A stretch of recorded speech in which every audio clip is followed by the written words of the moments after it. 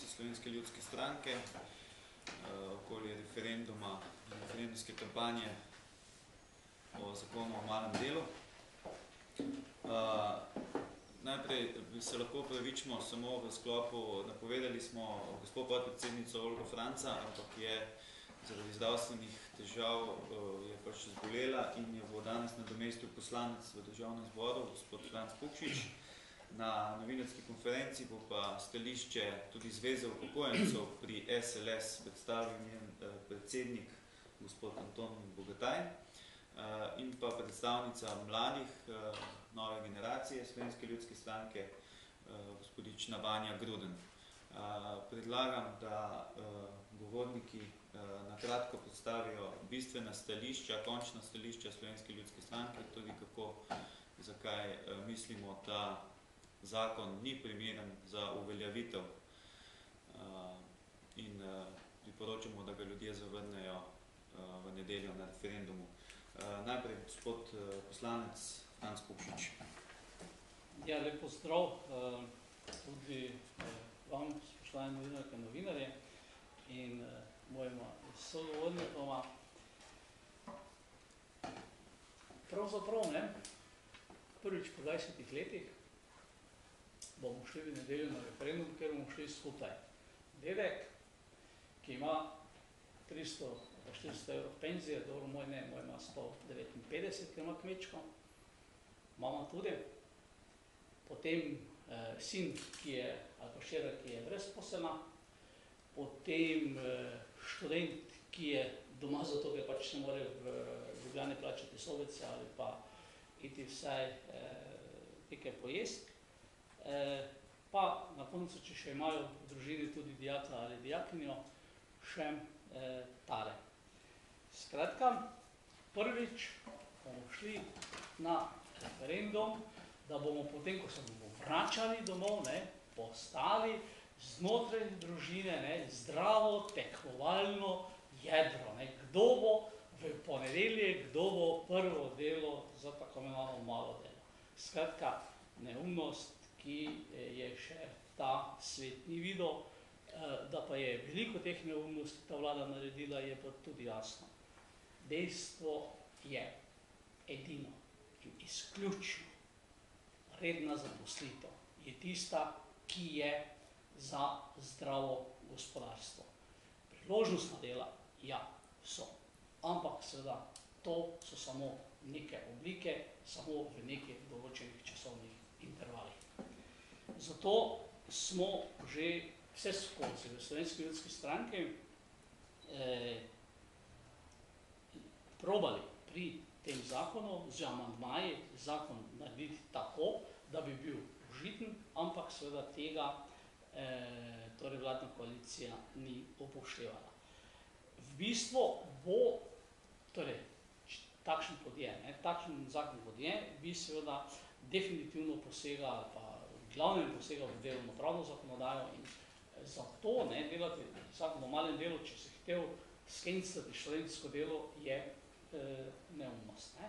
Potem seveda takšen zakon kot je posega definitivno v obnašanje trga dela.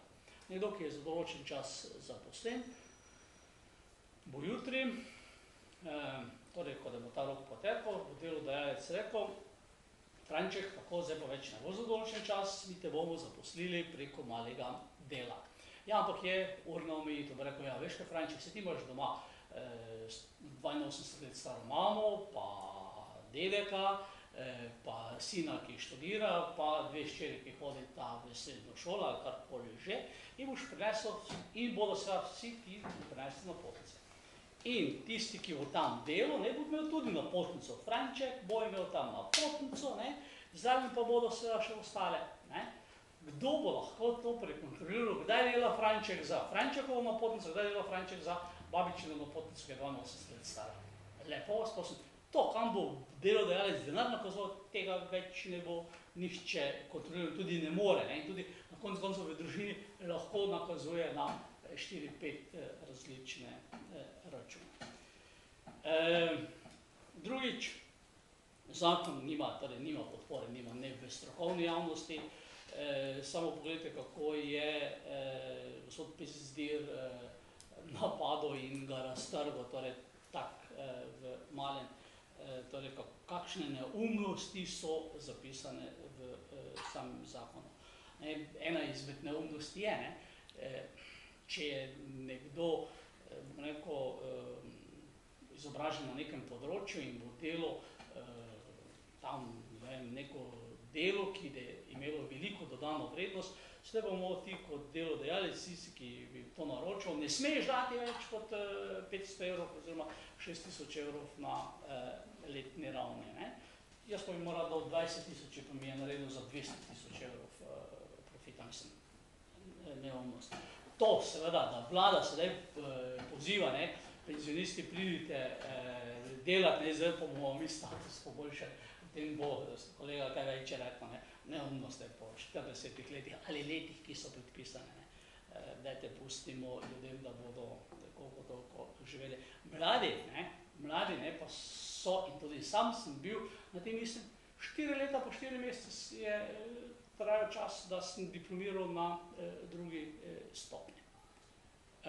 Ja, tudi delal sem preko takrat študentskega dela, ampak ne zato, da bi si mogel preživeti in to naj ne bo študentsko delo, naj bo študentsko delo zato, da bo tam poleti, ko so počitnice študentske, mesec dni greš delati, pa še mesec dni malo doma staršem pomagaš.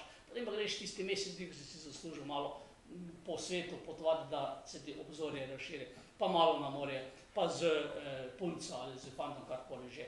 Skratka, to bi naj bil smisel študentskega dela. Ne pa to, seveda, kar se sedaj dogaja in kar bo žal ta zakon prinesel. Da se bo zgodila državljanska iniciativa, smo opozarjali pri sprejemanju zakonodaje vlado. Smo jih opozarjali, ampak seveda gluhi in slepi, tako kot so, se zato pa smo danes tam, kjer smo, torej niso nas poslušali. No in seveda sedaj pridejo oni kot rešitelji, tako sedaj pa smo mi prinesli štipendijsko zakonodajo. Veste, to bi moral biti paket, in kakorkoli reforme morajo biti, se zavedam, morajo, ampak reforme naj bodo takšne, da ne bodo ogrozile prav tistih najšibkejših, ampak seveda, da bodo zagotovile, torej, ko bodo reforme sprijete, zagotovile trdnost in družbeni razvoj in ne ogrozile tako najstarejših, najmlajših in seveda tistih brezposelnih. To pač ne pelje in ne more peljati torej nikamor naprej. Anomalija okrog teh izrab napotnic in kontrole in tako dalje, to sem že rekel. V tem trenutku je, in to se zavedamo, je študentsko delo, socialni korektiv je, ker so pač ljudje brez služb, ni samo za tisto, kar bi naj bilo v normalni družbi. In seveda, če pa hočeš, in prav bi bilo, in narobe je, da študentski servisi in študentske organizacije na tem torej služijo. Na čem? Ja, na delo študentov danes. To je narobe, ampak to se bi dalo že zdavnaj narediti. Poslušajte, vlada vsako leto 48 študentskim servisom podaljša možnost opravljanja tega dela, se pa jim daje koncesijo. 48. Imamo 60 teh poslovalnic Zavoda za zaposlovanje. Študente čisto vseeno, kam bi si šel na podnico ali levo ali desno in bi to opravil. Mislim, da nekaj čez 1000 zaposlenih na Zavodu za zaposlovanje. In tam bi naj bil presek čez trg dela in tako dalje. Ne pa seveda tako. In tisti denar, 15 milijonov tam, 15 milijonov tam, bi se seveda dalo čisto drugače urediti. Sprašujem danes, koliko študentskih domov so zadnje 2,5 leta, 3 leta, so že skoraj na oblasti zgradili v Ljubljani ali v Mariboru. 0,0. Torej, nič se tu ni zgodilo. Ampak seveda sedaj vse skupaj hočejo to prikazati kot ne vem kakšno strahovito reformsko rešitev. Jaz upam, da bo tudi potem, ne, brez veze moje upanje, ne, ker ne bo, ne, vlada potegnila tudi kakšne odgovornosti. Če bi jaz bil minister, za tem stojim, če stojim za tem, rečem, s tem stojim ali pade, pika, grem. In če bil predsednik vlade, to mogo tako postaviti. Hvala lepa. Nadaljeval bo gospod Bogataj, predsednik Zveze upokojencev pri Slovenski ljudski stranki. Pozdrav vsem prisotnim kolegom in vam, spoštovane novinarke, spoštovani novinarji. Zveza upokojencev je ena od zvez pri Slovenski ljudski stranki. Tukaj smo od leta 1998. Torej, zakon o malem delu. Zveza upokojencev pri SLS je